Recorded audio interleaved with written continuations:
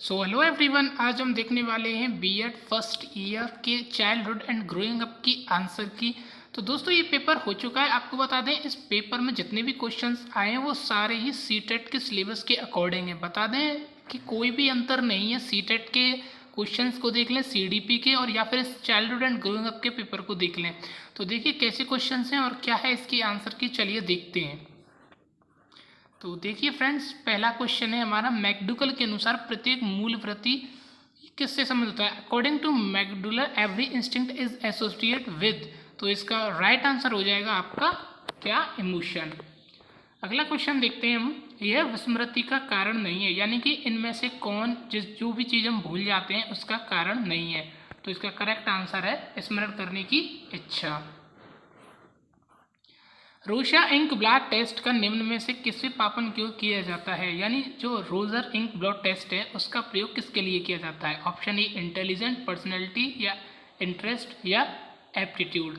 तो इसका correct answer हो जाएगा आपका क्या? ऑप्शन नंबर डी, यानी एप्टीट्यूड, अभी क्षमता। अगला क्वेश्चन देखते हैं, यदि शिक्षक कक्षा में एक छात्र को समस्यात्मक बालक के रूप में पाता है तो उसे बच्चे को नज़रअंदाज कर देना चाहिए या बच्चे को परामर्श देना चाहिए, तत्काल घर वापस भेज देना चाहिए? तो देखिए ये वाले ऑप्शंस तो आप एलिमिनेट ही करिए। बच्चे को दंड नहीं दे सकते आप, बच्चे को नज़रअंदाज भी नहीं कर सकते। क्या करेंगे? बच्चे को परामर्श देंगे।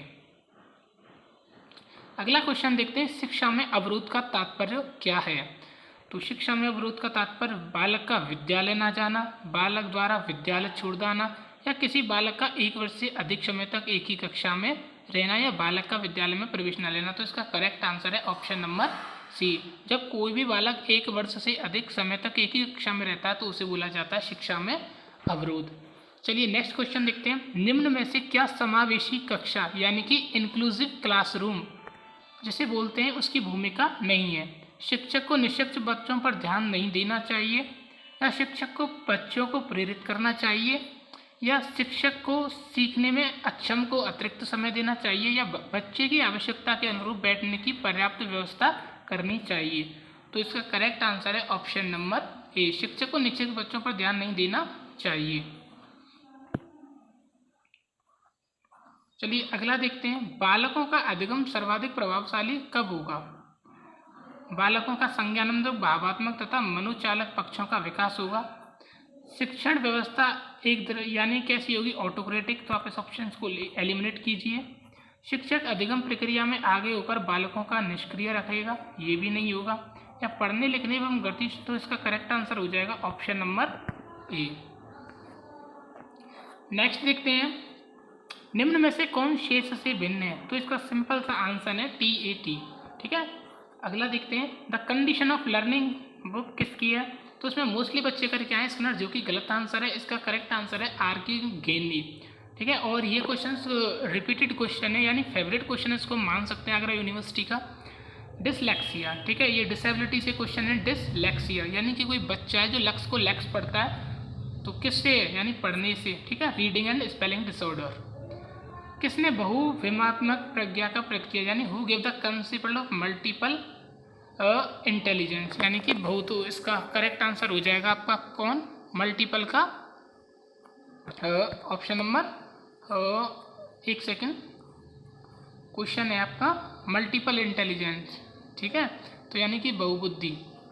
तो मल्टीपल इंटेलिजेंस आपकी है गार्डनर की। ठीक है। करेक्ट आंसर है इसका सी। मानव विकास का प्रारंभ होता है कब से? चाइल्डहुड से, या पोस्ट चाइल्डहुड से, या शैशवावस्था से, या प्रीनेटल? तो सिंपल सा आंसर है गर्भावस्था, प्रीनेटल स्टेज, जिसे कंसेप्शन पीरियड भी बोला जाता है। अगला देखते हैं, समस्या समाधान का प्रथम चरण क्या है? यानी first step of problem solving. तो सबसे भाई समस्या को सॉल्व करोगे तो उसके लिए आपको सबसे पहले क्या होनी चाहिए? समस्या की पहचान, तभी तो कुछ कर पाओगे आगे। कक्षा में प्रश्न पूछ ले कि छात्रों को देखो रोक देना चाहिए, काटिए इसको। हतोत्साहित करना चाहिए, कभी नहीं। ठीक है। अनुमति नहीं, बच्चा होता है भगवान, और बच्चे भगवान को या फिर एक तरीके से सम्मान देंगे, उसे प्रेरित ही करेंगे। दंड। ठीक है। ये नेगेटिव ऑप्शन सारे एलिमिनेट हो जाएंगे। निम्न में से कौन संज्ञानात्मक क्षेत्र से संबंधित नहीं है? यानी कोग्निटिव डोमिनेंट से संबंधित नहीं है। ठीक है। तो देखिए अंडरस्टैंडिंग है, नॉलेज है, एप्लीकेशन है। इसका करेक्ट आंसर है ऑप्शन नंबर डी, अनुमूल्यन। निम्न में से कौन सी अवस्था ब्रूनर के संज्ञानात्मक विकास सिद्धांत का अंग नहीं है, यानी ब्रूनर कोग्निटिव डेवलपमेंट। ठीक है, देखिए इस क्वेश्चन को करने का सबसे सिंपल तरीका है आइकॉनिक स्टेज। अगर आप इसमें भूल भी जाते हो, ठीक है, देखिए आइकॉनिक स्टेज, इनएक्टिव स्टेज और इनिशिएटिव स्टेज। ठीक है, आपको ये तीनों दिख रही हैं, लेकिन आपको पता है ये सिम्बॉलिक स्टेज है, यानी संकेतनात्मक अवस्था किसकी है, प्याजी की। ठीक है, जब बच्चा जो होता है केले को फोन समझने लगता है, यानी सिम्बॉलिक फंक्शन करता है, संकेतनात्मक प्रकार्य करता है, तो ये किसकी अवस्था है, प्याजी की। अगला क्वेश्चन है, निम्न में से किसको पुनर्वलन का सिद्धांत कहते हैं, यानी थ्योरी ऑफ रीइंफोर्समेंट। ठीक है, तो आपको पता होना चाहिए थ्योरी ऑफ रीइंफोर्समेंट किसकी है, स्किनर की, यानी क्रिया प्रसूत सिद्धांत। ठीक है, और स्किनर का एक भी था सक्रिय अनुबंधन। अगला क्वेश्चन है, स्मृति स्तर एवं बोध स्तर के शिक्षण प्रतिमान की संरचना में कौन उभयनिष्ठ है, यानी which step is prominent in the syntax of teaching model of memory level and understanding level. तो इसका करेक्ट आंसर है ऑप्शन नंबर डी, जनरलाइजेशन। संविधान के किस संशोधन में शिक्षा एक मौलिक अधिकार बन गई, तो इसका करेक्ट आंसर है कौन सा, 86वां संविधान संशोधन।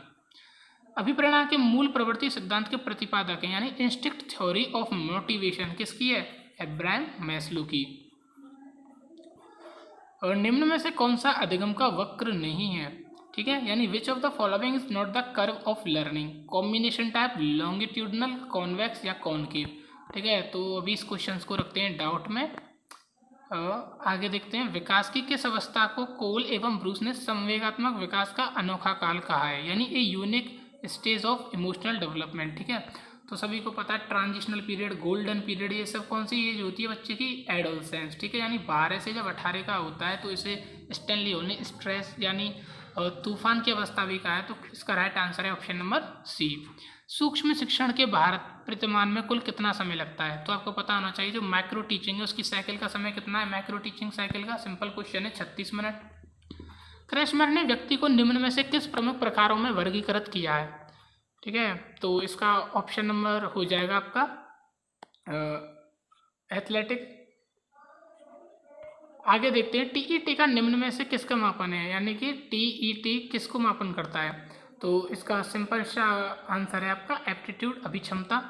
मूल्य प्रवृत्ति की एक प्रमुख विशेषता है जो पाई जाती है, the main characteristics of basic instinct is that which is found in, केवल चूहे तथा बिल्लियों में।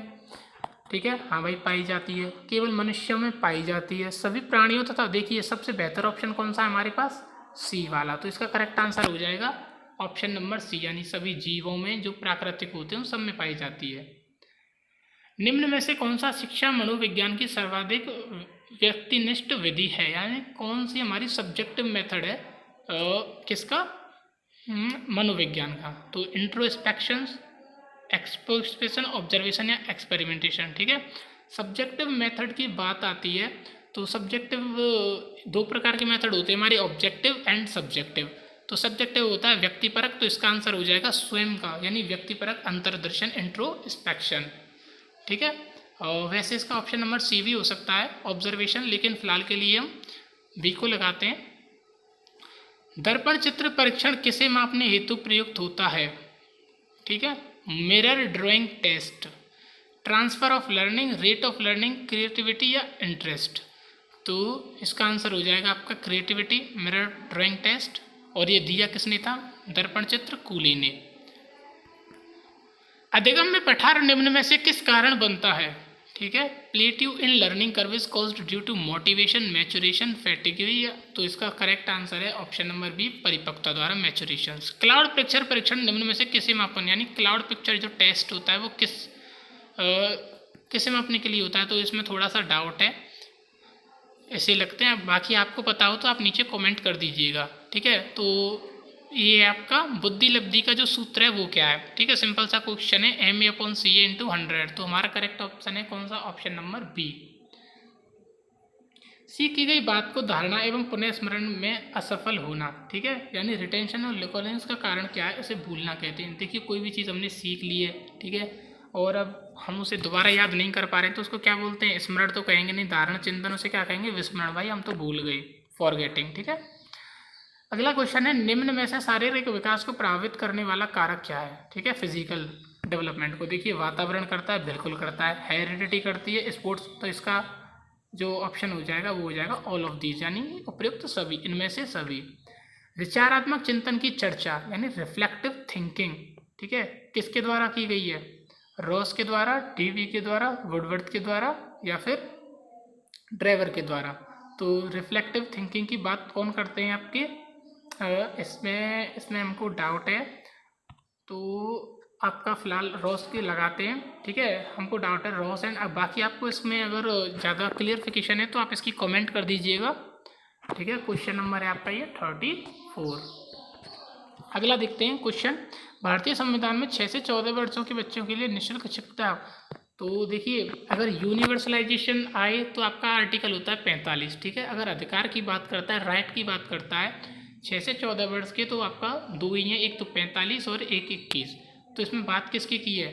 ठीक है, राइट, ठीक है, आपको दिख रहा होगा ऑप्शन में पहले ही राइट दे दिया है, यानी ठीक है अधिकार अनिवार्य है। तो आपका इसमें करेक्ट ऑप्शन हो जाएगा 21A। अगर राइट की बात ना करता तो आपका करेक्ट ऑप्शन कौन सा होता है? यानी कि 45, ठीक है, अगर यूनिवर्सलाइजेशन की बात करता है तो। पिछड़े बालकों के लिए शैक्षिक उपलब्धि का अवधारणा किसने दी है? ठीक है, यानी एजुकेशनल।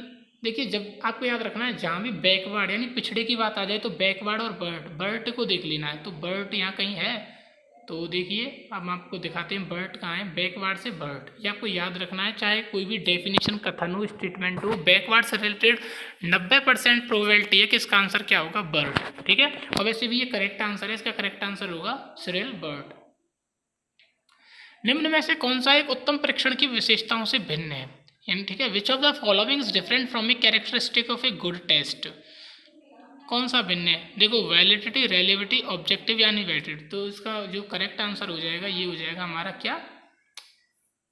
एप्टीट्यूड, ठीक है, यानी टेस्ट एक वैलिड होना चाहिए, रिलेबल होना चाहिए, ऑब्जेक्टिव होना चाहिए, ठीक है। अब बात करते हैं मीडियन की। अगला क्वेश्चन है हमारा, ये जो आपके लिए संख्या दी है इनका मीडियन यानी मध्यांक क्या है? तो मध्यांक का देखो सिंपल सा है, सबसे पहले तो आप इनको बढ़ते हुए क्रम में लगा लो, जो कि ऑलरेडी दे रखी हैं, ठीक है। अब आप इनके नंबर काउंट कीजिए, कितने? 1 2 3 4 5 6, 6, ठीक है। तो 2 इधर से काटिए, 2 इधर से, कितना बचा? 9 और 10, 19। 19 का आधा कितना होता है आपका? यानी 19/2 कर दीजिए, तो कितना आएगा हमारा? 9.5। 9.5 ऑप्शन में है, बिल्कुल है, तो इसका करेक्ट आंसर हो जाएगा ऑप्शन नंबर डी। अच्छा, collar.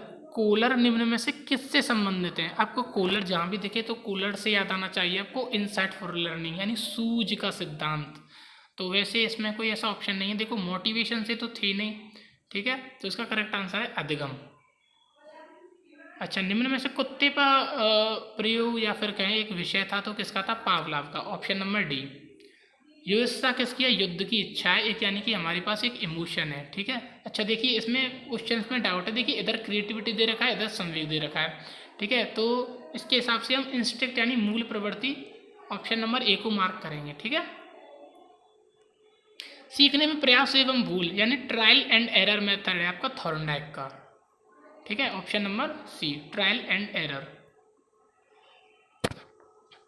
Originality, flexibility and flow are the component, ठीक है, आपको पता होना चाहिए।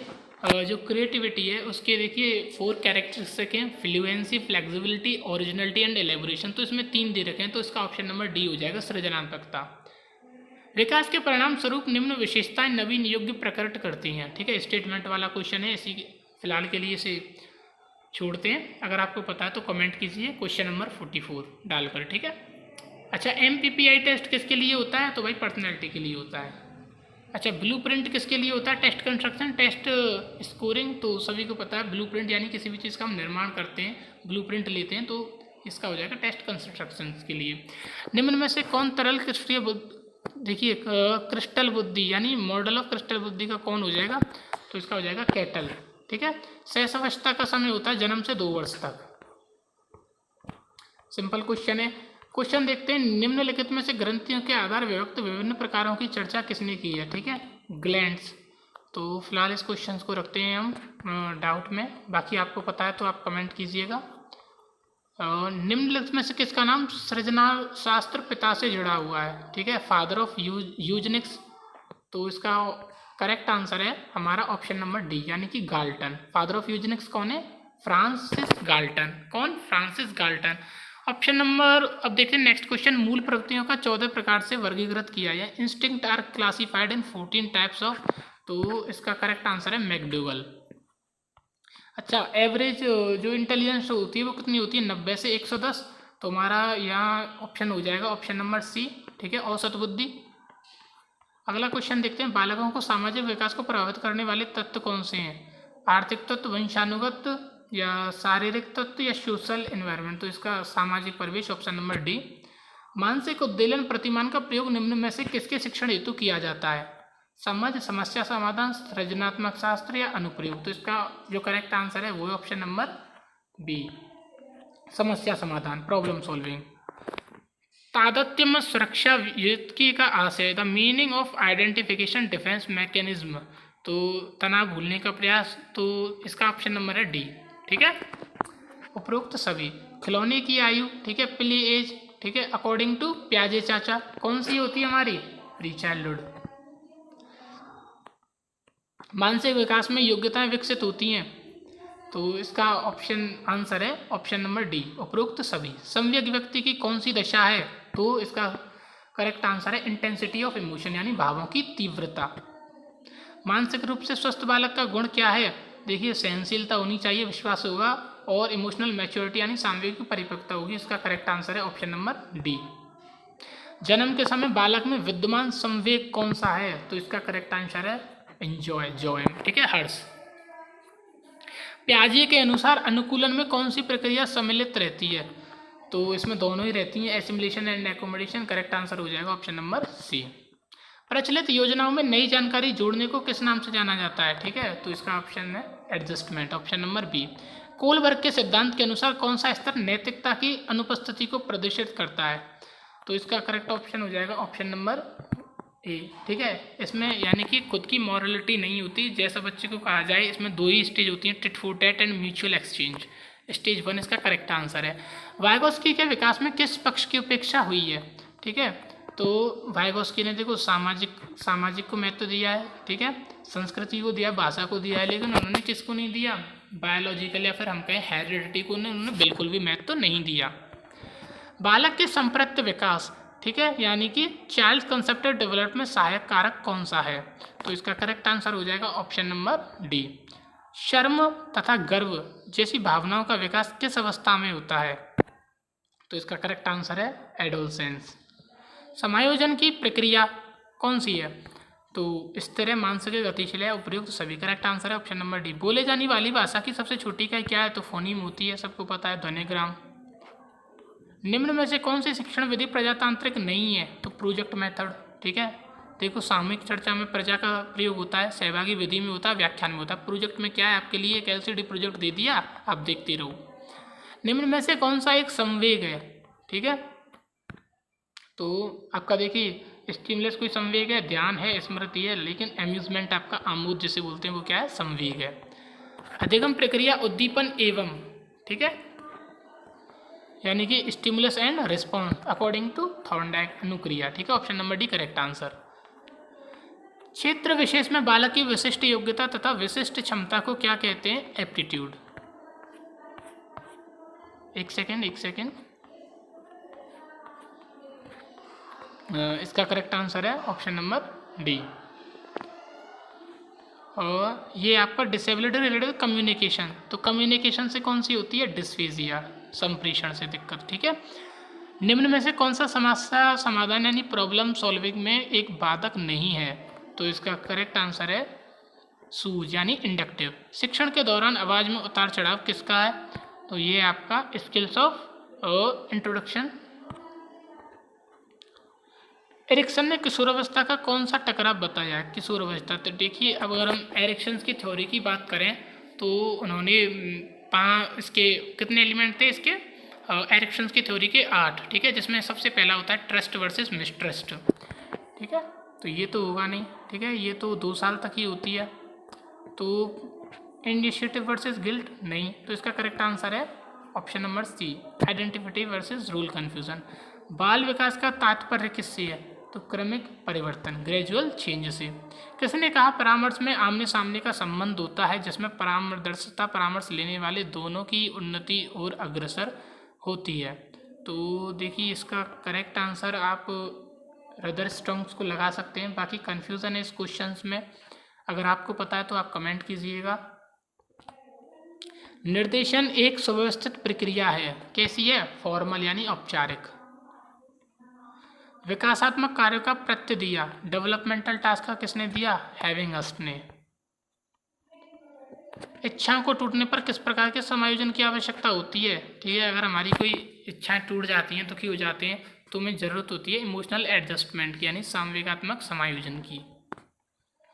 किसने कहा मनुष्य को जो कुछ बनना है 5-6 सालों में बन जाता है? फ्रॉइड का स्टेटमेंट है ये, फेमस स्टेटमेंट, सिगमंड फ्रायड।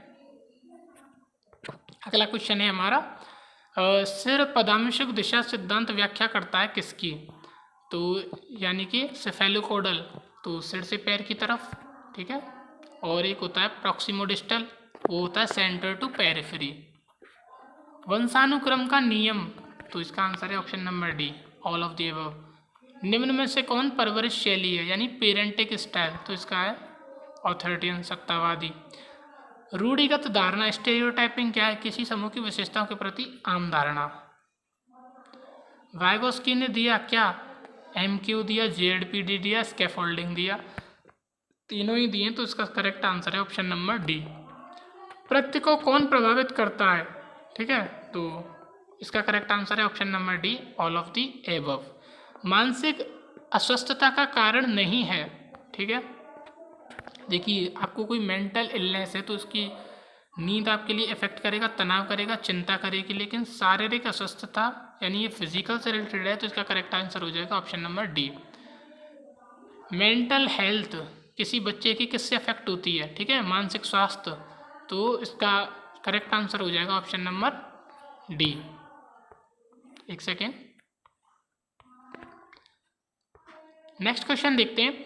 आर्थिक स्थिति किशोरों को किस स्थिति की ओर प्रभावित करती है? तो इसका करेक्ट आंसर है ऑप्शन नंबर डी। किशोरावस्था के विकास में महत्वपूर्ण भूमिका है किसकी? निर्देशन और परामर्श दोनों की होती है, ठीक है, गाइडेंस एंड काउंसलिंग की। संरक्षण का गुण प्याजे की किस अवस्था से संबंधित है? ठीक है, क्वालिटी ऑफ कंजर्वेशन, ठीक है, तो इसका करेक्ट आंसर है ऑप्शन नंबर सी, यानी मूर्त संक्रियात्मक जो कॉन्क्रीट होती है उसमें ज़्यादातर सभी फंक्शंस का